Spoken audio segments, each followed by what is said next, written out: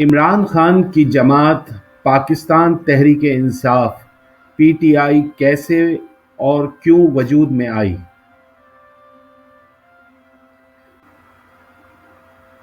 عمران خان نے اپنی کتاب میں لکھا ہے کہ انہیں 3 بار سیاست میں آنے کی دعوت دی گئی تھی۔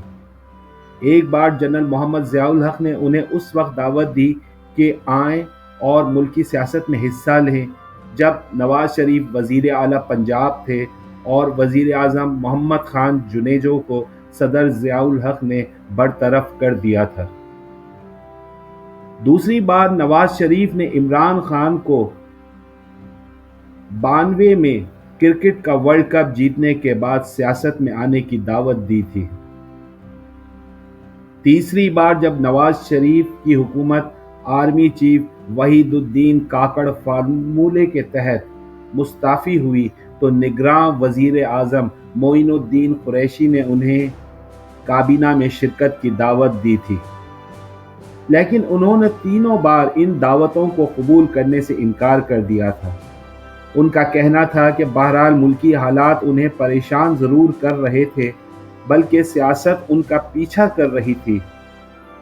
اس دوران ان سے اخبارات میں بھی سوالات کیے جاتے تھے کہ کیا آپ سیاست میں قدم رکھیں گے، جس کا جواب وہ واضح طور پر نہیں میں دیتے تھے۔ لیکن پھر انہیں سیاست میں داخل کرنے کے لیے کارخانہ قدرت نے 2 واقعات کو جنم دیا۔ یہ واقعات کیا تھے؟ ہم آپ کو یہی کچھ بتانے والے ہیں۔ یہ اکتوبر سن 1994 کی بات ہے کہ شوکت خانم ہسپتال کی عمارت مکمل ہو چکی تھی، عملہ بھی رکھا جا چکا تھا اور اب اس میں علاج شروع کیا جانا تھا، لیکن فنڈز ختم ہو گئے۔ کہیں سے فنڈز نہیں مل رہے تھے اور آغاز کے لیے کم از کم $40 لاکھ کی ضرورت تھی۔ ایسے میں ان کے ایک ساتھی طاہر علی خان نے انہیں ایک مشورہ دیا کہ ایک بڑا سا ڈبہ اٹھا کر ڈسکہ چلتے ہیں۔ لاکھوں کروڑوں روپے تو کوئی نہیں دے رہا ہے، کیوں نہ عام لوگوں سے 10 20 روپے اکٹھے کیے جائیں۔ ڈسکہ میں عمران خان نے ایک کھلے ڈبے کے ساتھ پورے شہر کا چکر لگایا اور کچھ ہی دیر میں 5 لاکھ روپے اکٹھے ہو گئے۔ یہ تجربہ کامیاب رہا اور پھر پورے ملک کے تعلیمی اداروں اور بازاروں میں یہی مہم چلی۔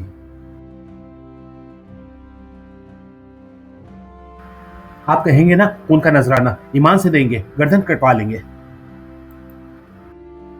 7 ہفتے بعد جب یہ مہم ختم ہوئی تو جہاں $40 لاکھ چاہیے تھے وہاں $50 لاکھ جمع ہو چکے تھے، یعنی $1 ملین زیادہ۔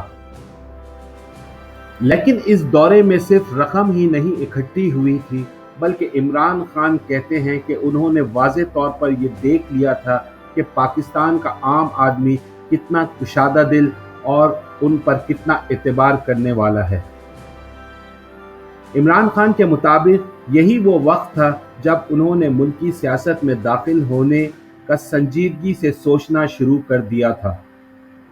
کپتان نے ارد گرد کے لوگوں کو اپنے سیاست میں دلچسپی کے بارے میں بھی بتانا شروع کر دیا تھا، اور یہ باتیں اس وقت کے حکمرانوں سے چھپی نہ رہ سکی، جو پہلے ہی عمران خان کی ملک گیر چندہ مہم میں غیر معمولی عوامی دلچسپی دیکھ چکے تھے۔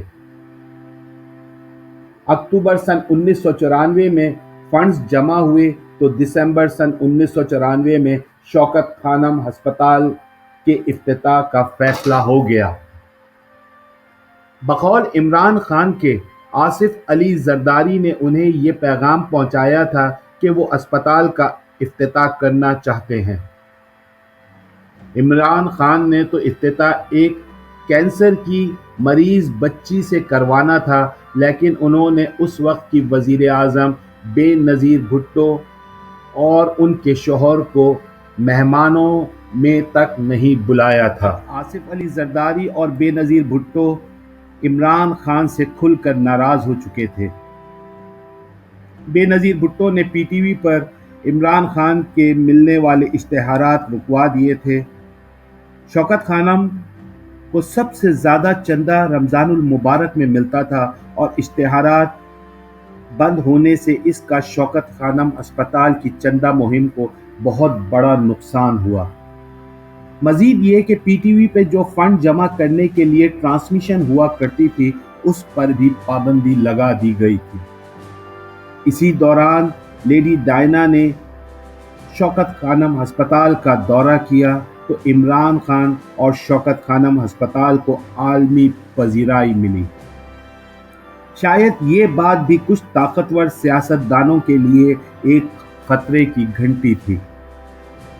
یہ سلسلہ 1 سال تک جاری رہا اور پھر وہ ہوا جو نہیں ہونا چاہیے تھا۔ 14 اپریل سن 1996 کی صبح عمران خان مشہور و معروف کاروباری شخصیت نسیم سہگل کو شوکت خانم ہسپتال کا دورہ کروانے کی تیاری کر رہے تھے کہ اسپتال میں ایک بم دھماکہ ہو گیا۔ دھماکے میں کینسر کے مرض میں مبتلا 2 مریض بچے جو پہلے ہی کینسر کی زندگی اور موت کی جنگ لڑ رہے تھے اپنی جان کی بازی ہار گئے۔ پاکستان کی تاریخ میں یہ کسی اسپتال میں پہلا بم دھماکہ تھا۔ اس سانحے میں 7 افراد جاں بحق اور 35 زخمی ہوئے تھے اور اسپتال کو کروڑوں روپے کا نقصان الگ پہنچا تھا۔ وزیر اعظم بے نظیر بھٹو اسی دن شوکت خانم ہسپتال دورے پر پہنچی تاکہ وہ مریضوں سے مل سکے اور عمران خان سے تعزیت کر سکے، لیکن پھر ایسا ہوا جو بہت غلط تھا۔ دراصل عمران خان بے نظیر بھٹو کی حکومت سے اتنے ناراض تھے کہ وہ وزیر اعظم کے پہنچنے سے پہلے ہی ہسپتال سے نکل گئے تھے۔ اگلے دن عمران خان سے جب پوچھا گیا کہ آپ نے وزیر اعظم کا استقبال کیوں نہیں کیا تو عمران خان کا جواب تھا کہ بے نظیر بھٹو سے تعلقات صرف اسی صورت میں ٹھیک ہو سکتے ہیں جب حکومت اشتہارات کی بندش سے ہونے والا نقصان پورا کرے۔ دوسرے دن نواز شریف بھی شوکت خانم پہنچے تو عمران خان نے ان سے ملاقات کی اور ان کی تعریف کرتے ہوئے کہا کہ نواز شریف نے اپنے دور میں اسپتال کی تعمیر کے وقت کوئی رکاوٹ نہیں ڈالی تھی۔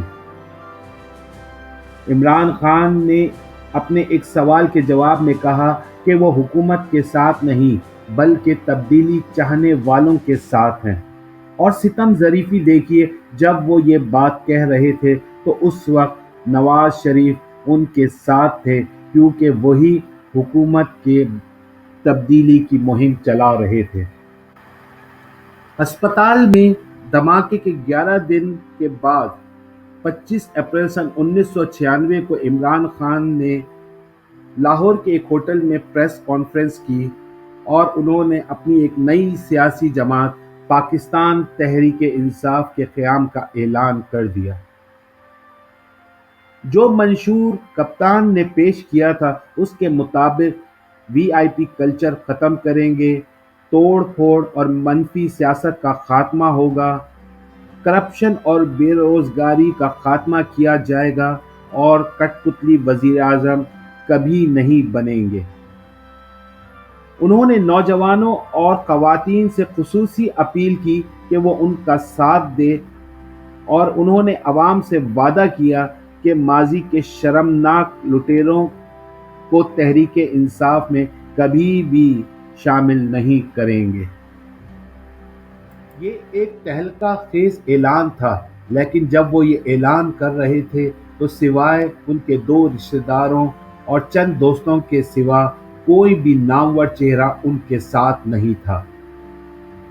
وزیر اعظم بے نظیر بھٹو نے کہا کہ عمران خان سیاست میں تو آ گئے ہیں لیکن امید ہے کہ وہ بال ٹیمپرنگ نہیں کریں گے۔ کپتان نے جواب دیا، محترمہ، نیوٹرل امپائر رکھیں تو پھر دیکھیں کہ کون بال ٹیمپرنگ کرتا ہے۔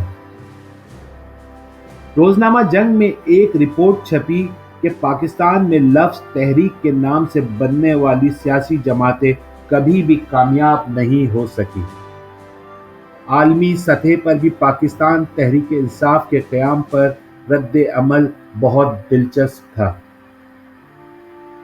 بھارت نے عمران خان کو بنیاد پرستوں کا ساتھی کہا، جبکہ آسٹریلوی میڈیا نے عمران خان کے منشور کو تصوراتی قرار دیا تھا۔ بی بی سی اور وائس آف امریکہ نے لکھا کہ عمران خان کا تبدیلی کا منشور غیر واضح ہے۔ لیکن آج پاکستان تحریک انصاف کے جنم کو 28 سال ہو چکے ہیں۔ اس دوران ایک نسل جوان ہو گئی ہے۔